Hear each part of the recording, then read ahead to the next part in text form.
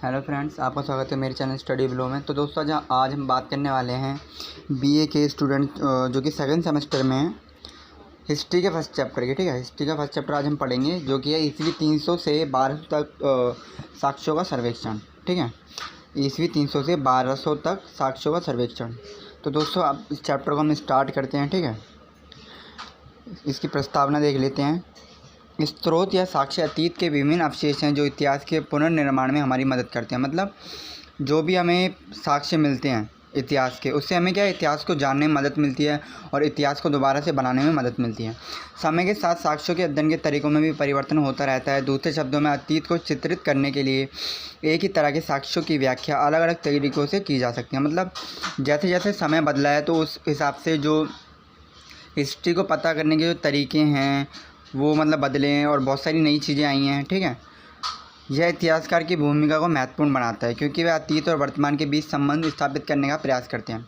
इस प्रकार साक्ष्य ऐतिहासिक व्याख्याओं की आत्मा के रूप में कार्य करते हैं। 19वीं शताब्दी में साहित्यिक साक्ष्यों के अनुवाद पर जोर दिया गया। ठीक है, किंतु उसके साथ साथ अभिलेख, सिक्कों, कला और वास्तुकला के क्षेत्र में भी महत्वपूर्ण विकास हुआ। भूतल संग्रह, उत्खनन और अन्वेषण ने भी हमारे अतीत से संबंधित अनेक महत्वपूर्ण तथ्यों को उजागर किया। जैसे कि हम जानते हैं कि साहित्यिक एवं पुरातात्विक साक्ष्यों की अपनी अपनी सीमाएं हैं, इसलिए एक से उपलब्ध जानकारी को दूसरे साक्ष्यों से प्राप्त जानकारी से संपुष्ट करना आवश्यक हो जाता है। अर्थात साहित्यिक एवं पुरातात्विक स्रोत एक दूसरे के पूरक हैं। जैसा कि दोस्त आप जानते हो कि पहले के टाइम से हमें बहुत सारी चीज़ें मिली हैं, जैसे सिक्के हो गए, बर्तन हो गए, उत्खनन में भी हमें बहुत सारी चीज़ें मिली हैं। लेकिन क्या है कि इनको दो भागों में बांटा गया है, एक साहित्यिक, एक पुरातात्विक। मतलब जो अभिलेख हैं, जो ग्रंथ हैं, उनको साहित्यिक में रखा जाता है और जो बर्तन, सिक्के, जो सारी चीज़ें हैं उनको पुरातात्विक में रखा जाता है। ठीक है, साहित्यिक स्रोत जो हैं उसमें क्या होता है कि पक्षपात है। कई जगह आपने देखा होगा कि पक्षपात पाया जाता है। जैसे पहले के टाइम पे क्या होता था, राजा महाराजा जो होते थे अपने बारे में अच्छी अच्छी चीज़ें लिखवाते थे, तो उससे क्या है हिस्ट्री को जानने में थोड़ी सी प्रॉब्लम होती है। इसलिए जो पुरातात्विक स्रोत है उससे उनको संबंधित करके हिस्ट्री का पता करा जाता है। ठीक है, इसलिए कहते हैं जो साहित्यिक एवं पुरातात्विक स्रोत हैं वो एक दूसरे के पूरक है। मतलब ये एक दूसरे के साथ ही हिस्ट्री को जानने में अच्छी तरह से मदद कर पाते हैं। अब बात करते हैं हम साहित्यिक साक्ष्य की। ठीक है, साहित्यिक साक्ष्य अतीत के बारे में काफ़ी जानकारी देते हैं क्योंकि उनमें घटनाओं और विषयों के विस्तृत वर्णन होता है। ठीक है, मतलब साहित्य साक्ष्य में क्या है, बहुत सारी जानकारी हैं, बहुत सारी घटनाएं हैं जिसका हमें बहुत अच्छी तरह से मतलब विस्तृत रूप में पता चलता है। किंतु जैसा कि स्पष्ट है, साहित्यिक साक्ष्यों की कलाक्रम, लिपि, लेखकों, व्यक्तिगत पक्षपात आदि से जुड़ी अनेक समस्याएं हैं। इसलिए इतिहास की बेहतर समझ के लिए साहित्यिक साक्ष्यों को अन्य जैसे साक्ष्यों जैसे कि अभिलेख, सिक्कों या पुरातत्व से प्राप्त जानकारी से परिपुष्ट किया जा सकता है।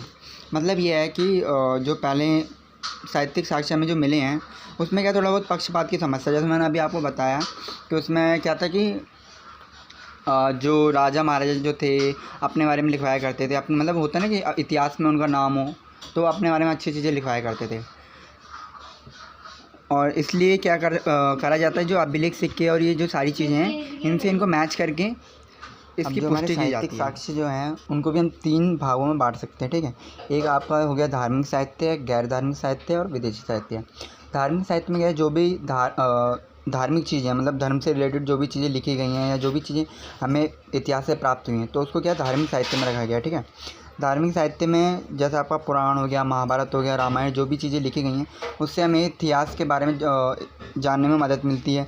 जैसे कि आपके त्यौहार हो गए, रीति रिवाज, ये जो भी मान्यताएं हैं वो हमें धार्मिक साहित्य से पता चलती हैं। जैसे कि होता है ना कि महिलाएं व्रत रखती हैं और बहुत सारी चीज़ें हैं जो कि हमें इन्हीं से पता चलती हैं, धार्मिक साहित्य से। ठीक है, और जो भी आप इसको अच्छी तरह रीड कर सकते हो क्योंकि मैं क्या आपको मेन हेडिंग्स जो हैं चैप्टर की वो आपको समझाऊंगा ताकि एग्ज़ाम में आप अच्छी तरह से इसको आप बना कर लिख सको। क्या मेन चीज़ आपको क्या है, हेडिंग्स याद रखनी है, मेन जो हेडिंग्स हैं, ताकि आप उसको अच्छी तरह से बना के अपनी तरफ से लिख सको। क्योंकि आपको पता है एग्ज़ाम में बीए के जो भी ग्रेजुएशन के एग्ज़ाम होते हैं उसमें ज़्यादा से ज़्यादा आपको लिखना होता है और टाइम भी कम होता है। तो अगर आप मेन हेडिंग्स को याद रखोगे तो आपको लिखने में आसानी होगी। अब हम बात करते हैं गैर धार्मिक साहित्य की। गैर धार्मिक साहित्य में क्या है, जो भी चीज़ें लिखी गई हैं, जैसे कुछ नाटक लिखे गए हैं या जो भी बहुत सारी चीज़ें ऐसी लिखी गई हैं, बट क्या है वो कि धर्म से रिलेटेड नहीं है, गैर धार्मिक साहित्य हूँ, जैसे कोई कहानी हो गई या कुछ भी हो गया। ठीक है, तो वो इसमें आ जाती हैं। अब इसको हम थोड़ा रीड कर लेते हैं। गुप्त काल के दौरान संस्कृत भाषा ने कविता और गद्य दोनों में या दोनों के संयोजन से अपने शास्त्रीय रूप को प्राप्त किया। 300-600 के दौरान संस्कृत साहित्य के क्षेत्र में महत्वपूर्ण घटनाक्रम हुए। कामंदक का नीति सार 4वीं शताब्दी में राजा को संबोधित ग्रंथ था। ये ग्रंथ था जो कि कामंदक का द्वारा लिखा गया था, ठीक है, राजा को संबोधित करने के लिए। विशाखा दत्त द्वारा लिखित नाटक देवी चंद्रगुप्त के अंश भोज की श्रृंगार प्रकाश की एक पांडुलिपि में संरक्षित पाए गए और गुप्त शासकों के राजनीतिक इतिहास की जानकारी के लिए प्रासंगिक है। सोमदेव का कथा सरित सागर संस्कृत में लोकप्रिय लोकगीतों का भंडार था। उपयुक्त कार्यों के अलावा अन्य ग्रंथ जैसे कामसूत्र और अमरकोश समकालीन समाज के कई पहलुओं से संबंधित जानकारी प्रदान करते हैं। तमिल महाकाव्यों 5वीं-6वीं शताब्दी ईस्वी की शिल्प पदिक्रम और मणिमेखलाई दक्षिण भारत के इतिहास को जानने में विशेष सहायता करते हैं, ठीक है। ये क्या है, तमिलनाडु के जो स्रोत है, तमिल मतलब तमिल भाषा में लिखे गए हैं, जो कि हमें इतिहास को जानने में मदद करते हैं, दक्षिण भारत के इतिहास को, ठीक है। कालिदास ने अभिज्ञान शाकुंतलम, मालविक, काग्निमित्र, विक्रमोर्वशीय आदि नाटक लिखे हैं और रघुवंश, कुमार संभव और मेघदूत जैसी गीतात्मक रचनाएं रची हैं, ठीक है। इन्हें संस्कृत साहित्य की उत्कृष्ट कृतियाँ माना जाता है। व्याकरण के क्षेत्र में भरतियार ने पतंजलि के महाभाव्य पर टीका लिखी है। विष्णु शर्मा की पंचतंत्र की कहानियाँ मनोरंजक और व्यंग कथाएँ हैं जिसमें जानवर महत्वपूर्ण भूमिका निभाते हैं। ऐसे मतलब बहुत सारी चीज़ें लिखी गई हैं जो कि धर्म से रिलेटेड नहीं है, जो भी आपके कुछ कहानियाँ हो गई, रचनाएँ हो गई और जो भी चीज़ें, नाटक, ये सारी चीज़ें लिखी गई हैं, ठीक है। इसको आप पढ़ सकते हो। आर्यभट्ट ने भी कुछ ऐसी प्रसिद्ध रचनाएँ लिखी थी जैसे आर्यभट्टीय और आर्यभट्ट सिद्धांत, ठीक है, जो कि बहुत फेमस है। इसमें क्या है, मैथमेटिक्स से रिलेटेड कुछ चीज़ें हैं, इसको आप थोड़ा डीपली पढ़ सकते हो, ठीक है। अब हम बात करते हैं विदेशी साहित्य की। विदेशी साहित्य में क्या है, जो भी मतलब विदेशी चीज़ें हमें प्राप्त हुई हैं या फिर जो विदेशी लोगों द्वारा कुछ रचनाएँ रची गई हैं, वो विदेशी साहित्य में आ जाती है, ठीक है। इस अवधि के विदेशी साहित्य में 6वीं शताब्दी में कॉस्मस इंडिकोप्लिस्टेस द्वारा लिखित कृति शामिल है। कई चीनी भिक्षुओं ने बौद्ध ग्रंथों को एकत्र करने और बौद्ध धर्म से संबंधित महत्वपूर्ण स्थानों की यात्रा करने के लिए भारत की यात्रा की। सबसे लोकप्रिय लेखन फाहियान, हेयन त्सांग और इत्सिंग के हैं। फाहियान ने बड़ी संख्या में ग्रंथों का अनुवाद किया जो उसने भारत में एकत्र किए थे। भारतीय भिक्षु चीन भी गए, लेकिन उनकी यात्रा या अनुभवों का कोई विशेष विवरण नहीं मिलता है। इत्सिंग के अनेक कार्यों में से एक भारत में प्रचलित बौद्ध सिद्धांतों और प्रथाओं का विवरण देता है, जबकि दूसरा उन 56 चीनी भिक्षुओं की संक्षिप्त जीवनी प्रदान करता है जिन्होंने 7वीं शताब्दी में भारत का दौरा किया था। अरबी लेखकों के महत्वपूर्ण कृतियों में 9वीं-10वीं शताब्दी के यात्रियों और भूगोल वेदताओं जैसे सुलेमान अल मसूदी, अबू जैद अल बिदूरी और इब्न हुकल की रचनाएँ शामिल हैं। बाद के अरब लेखकों ने अल बिरूनी, अल इदरिसी, मोहम्मद उफ़ी और इब्न बतूता शामिल हैं। इस तरह के साहित्य व्यापारिक गतिविधियों पर उपयोगी जानकारी प्रदान करते हैं। अल बिरूनी ने अपनी पुस्तक तहरीक हिंद में 12वीं शताब्दी के दौरान उत्तर भारतीय समाज का एक विस्तृत विवरण दिया है। मतलब इसमें क्या है, बहुत सारे जो ग्रंथ लिखे गए हैं, मतलब चीनी लोगों ने जो यात्रा करी भारत में, तो बहुत सारी चीज़ें उसके बारे में लिखी, तो उसकी जानकारी हमें इनसे मिलती है, ठीक है। कुछ व्यापारिक ग्रंथ भी थे जो जिससे हमें व्यापारिक चीज़ों के बारे में, गतिविधियों के बारे में पता चलता है, ठीक है। अब हम बात करते हैं पुरातात्विक स्रोत के बारे में, ठीक है। पुरातात्विक साक्ष्य जो हमें प्राप्त हुए हैं। पुरातात्विक साक्ष्यों में शिलालेख, सिक्के, मोहरें, मृदभांड जो मिट्टी के बर्तन हैं, मनका, मूर्तिकला और अन्य प्रकार के अवशेष शामिल हैं, जो या तो अन्वेषणों और सतह के संग्रह के माध्यम से अथवा पुरातात्विक खुदाइयों से मिले हैं। साहित्यिक साक्ष्यों की तरह वह भी सीमाओं से ग्रस्त हैं और इसलिए इनके अध्ययन के लिए भी एक विशिष्ट दृष्टिकोण की आवश्यकता है। मतलब ये जो आपके पुरातात्विक जो स्रोत हैं, ज़्यादातर क्या खुदाई से प्राप्त हुए हैं और इनकी भी कुछ सीमाएँ हैं। अब जो सबसे पहला है आपका अभिलेख के अध्ययन को पुरालेख अध्ययन या पुरालिपि अध्ययन कहा जाता है। मतलब ये है कि जब हम अभिलेख का अध्ययन करते हैं तो उसे पुरालेख अध्ययन कहा जाता है या पुरालिपि अध्ययन।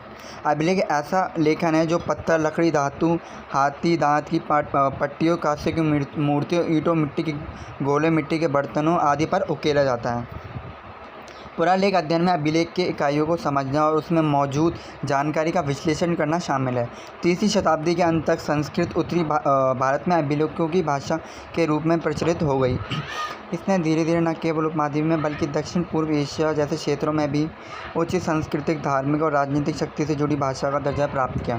गुप्तोत्तर काल में क्षेत्रीय भाषाओं और लिपियों का विकास हुआ, यहाँ तक कि संस्कृत के अभिलेखों में स्थानीय बोलियों का प्रभाव और गैर संस्कृत मूल के वर्तनी और शब्दों के प्रयोग में दिखाई देता है। पल्लव वंश के शासन के दौरान तमिल दक्षिण भारतीय अभिलेखों की महत्वपूर्ण भाषा बन गई। मध्ययुगीन काल में दक्षिण भारत के विभिन्न हिस्सों में मंदिर की दीवारों पर सैकड़ों तमिल अभिलेख उत्कीर्ण किए गए। सबसे पहले कन्नड़ अभिलेख 7वीं शताब्दी के अंत में मिले। प्रारंभिक 6वीं शताब्दी के उत्तरार्ध में प्रारंभिक चोल शासकों के अभिलेखों में भाषा के रूप में तेलुगु का प्रयोग देखने को मिलता है। 15वीं शताब्दी के आसपास मलयालम भाषा में अभिलेख दिखाई देते हैं। 11वीं शताब्दी में अभिलेखों की भाषा के रूप में मराठी और उड़िया और 15वीं शताब्दी में गुजराती का प्रयोग हुआ है। अभिलेख आमतौर पर वर्ष या युगों में अंकित होते हैं। प्राचीन और प्रारंभिक मध्ययुगीन भारत में कई अलग अलग युगों का उपयोग किया गया था। अभिलेख कभी कभी महीने, पखवाड़े, दिवस को निर्दिष्ट करते हैं और खगोलीय विवरणों का स्पष्ट करते हैं।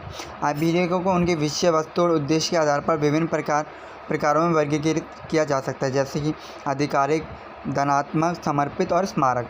भूमि अनुदान पत्र एक महत्वपूर्ण श्रेणी है। ऐसी हजारों अभिलेख उपलब्ध हैं, जिनमें से कुछ पत्थरों पर लेकिन ज़्यादातर एक या एक से अधिक ताम्रपत्रों पर उत्कीर्ण किए हैं।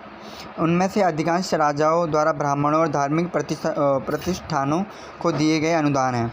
मध्ययुगीन काल के दौरान ताम्रपत्र अनुदान संख्या में वृद्धि हुई। शाही अभिलेखों में प्रशस्तियाँ शामिल हैं, जो शाही वंशावली और राजनीतिक घटनाओं पर प्रकाश डालती हैं। अधिकांश शाही अभिलेख आमतौर पर प्रशस्ति के साथ शुरू होते हैं। कुछ अभिलेखों में तो केवल शासक की उपलब्धियों का वर्णन मिलता है। साहित्यिक साक्ष्यों की तुलना में अभिलेखों में स्थायित्व का लाभ है। वे आमतौर पर उन घटनाओं के समकालीन होते हैं जिनके बारे में वे बोलते हैं, और उनकी जानकारी को एक समय और स्थान से जोड़ा जा सकता है।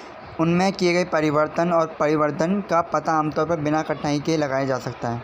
अभिलेखों का उपयोग राजनीतिक संरचनाओं, प्रशासनिक और राजस्व प्रणालियों से संबंधित जानकारी एक प्रमुख स्रोत के रूप में किया जाता है। वह अधिवास प्रतिरूपों, कृषि संबंधों, श्रम के प्रकार और वर्ग और जाति संरचनाओं के इतिहास पर भी प्रकाश डालते हैं। 300-600 की अवधि के लिए अभिलेखीय साक्ष्यों में ज़्यादातर शाही भूमि अनुदान शामिल है। ब्राह्मणों को दिए जाने वाले गांव के अग्रहार ब्रह्मदेह के रूप में जाना जाता है। 10वीं शताब्दी ईस्वी तक अधिकतर शाही भूमि अनुदान ब्राह्मणों को दिए गए अभिलेख 600 से 12वीं ईस्वी के बीच की अवधि के लिए भी सूचना का एक प्रमुख स्रोत है। जहाँ तक इन